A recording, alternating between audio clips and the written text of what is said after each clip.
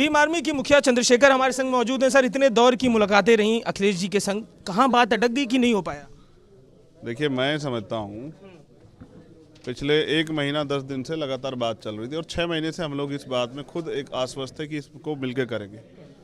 मैंने बीजेपी को रोकने के लिए प्रयास किया अपने कार्यकर्ताओं से, कहा क्योंकि एक ईमानदार व्यक्ति होने के नाते मैंने तय किया था कि जैसे दूसरी पार्टियां करते हैं कि इतने लोग तैयारी करें और सब चीज़ें करें और बाद में उनको टिकट ना मिले तो उनको तकलीफ होती है। हम गरीब कार्यकर्ता हैं, हमारे वो लोग मेहनत कर रहे थे। मैंने सोचा कि भाई अगर कोई कार्यकर्ता मेहनत करेगा और वो सीट हमें नहीं मिलेगी या वो सीट हम नहीं लड़ पाएंगे कल गठबंधन बीजेपी को रोकने की वजह से जो गठबंधन बनाने जा रहे हैं, तो उसके मन को ठेस पहुंचेगी। मैं पिछले 1 महीने 10 दिन से वार्ता में था।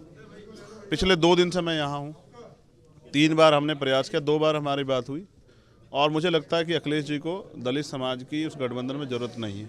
जरूरत नहीं है कि होती तो वो फिर दलित समाज की जो लीडरशिप है उससे किनारा नहीं करते। सर, आप कह रहे हैं जरूरत नहीं है, ये बात हुई। संजीदगी किस में कम रही? कारण किस बात पे अटका? आपकी राजनीतिक महत्वाकांक्षा की भी चर्चा सपा के लोग कर रहे हैं, किस बात पे बात पड़ी? अगर आप स्पष्ट तरीके से बताएं। देखिए, होनी चाहिए महत्वाकांक्षा, क्यों नहीं होनी चाहिए, लेकिन महत्वाकांक्षा से बड़ी बात ये है, पहली तो मेरी अखिलेश जी को बधाई, मंगल कामना कि वो अपने चुनाव को लड़े। मेरी उनसे कोई लड़ाई नहीं है, भाई हैं बड़े, मैं उनका सम्मान करता हूँ। उनको चिंता हो या नहीं हो, मैं यहाँ आया, मेरी महत्वाकांक्षा इतनी है कि बहुजन समाज के लोग शासक बने और उत्तर प्रदेश से बीजेपी जाए, इसलिए मैं 2 दिन से यहाँ हूँ। मेरी पीठ में डिस्क में 7 mm का गैप है। मैं अपनी जान की परवाह न करते यहाँ हूँ कि किसी तरह से बीजेपी को रोक, क्योंकि मुझे अपनी परवाह नहीं है। अगले 5 साल में अगर बीजेपी वापसी होती है तो जो दलितों के साथ, मुसलमानों के साथ, पिछड़ों के साथ, अपर कास्ट के लोगों के साथ, महिलाओं के साथ जो होगा, आदिवासियों के साथ होगा, उसकी जिम्मेदारी कौन लेगा? इसलिए कि मैं कहीं इस गठबंधन में जरा सा भी भागीदार ना बन जाऊं कि मेरी वजह से बीजेपी आ गई। मैं 2 दिन से यहाँ हूँ और मैंने पूरा प्रयास किया कि हमारी सहमति बन जाए। मैंने अपने मुद्दे, जो हमारे बुनियादी मुद्दे थे, वो उनसे रखे, डिस्कस किए।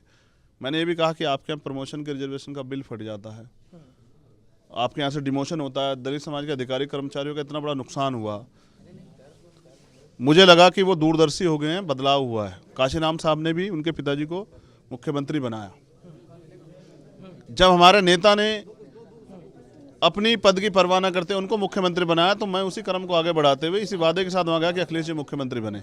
लेकिन अगर मैं अपने लोगों के स्वाभिमान 25% 25% शेड्यूल कास्ट के लोगों के स्वाभिमान सम्मान की रक्षा नहीं कर पाऊंगा, उनके हितों में बात नहीं कर पाऊंगा, तो फिर मैं क्या करूंगा? मेरा कहना यह है कि 25.5% दलित, आप बता दीजिए क्या उनके गठबंधन में कोई एक दलित समाज की पार्टी है जो दलित समाज के लोग ये विश्वास कर लें कि जो पिछली सरकार का कार्यकाल रहा था, जो उनमें उनकी परेशानियां और उनके साथ दिक्कतें हुई थी, क्या वो दोबारा नहीं होंगी? इसकी जिम्मेदारी के लिए कोई एक व्यक्ति है?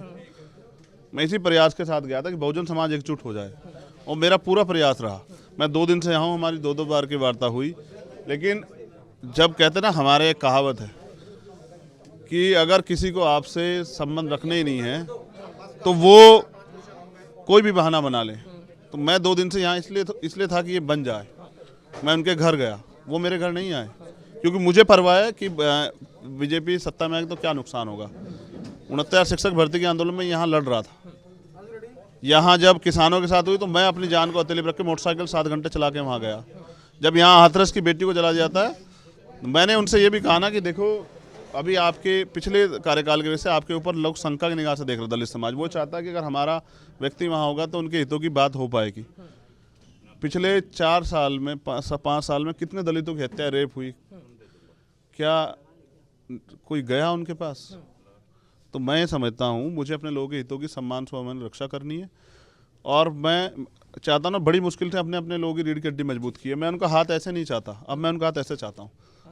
आपने कहा था सर कि वो फोन उनका इंतजार होता रहेगा। आखिरी सवाल ये है सर, कोई दरवाजा गठबंधन का खुला है, किसी के संग खुला है, सपा का आपने बंद किया, कोई बातचीत की संभावना भी कहीं? देखिए, मेरा प्रयास ये रहेगा कि जो विपक्ष जो बिखरा हुआ है ना, उसको एकजुट किया जाए, जिससे कि एक तीसरा मोर्चा बन जाए, जिससे कि जनता के पास एक ऐसा संदेश हो कि अगर आप इनको नहीं देना चाहते, आप इनसे नाराज हैं, तो इस गठबंधन को दे दे, एक अच्छा गठबंधन और बन जाए। मेरा प्रयास है बिखरे विपक्ष को एकजुट करूं और उस गठबंधन में सिद्धांतों के साथ आके इस चुनाव को लड़ूं। मगर मैं किसी भी हालत में विचार से समझौता नहीं करूंगा, वैचारिक समझौता नहीं करूंगा। वैचारिक समझौता मुझसे नहीं होगा।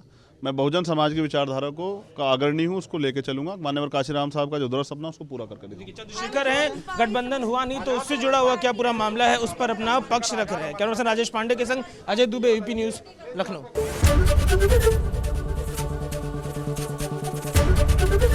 ABP न्यूज आपको रखे आगे।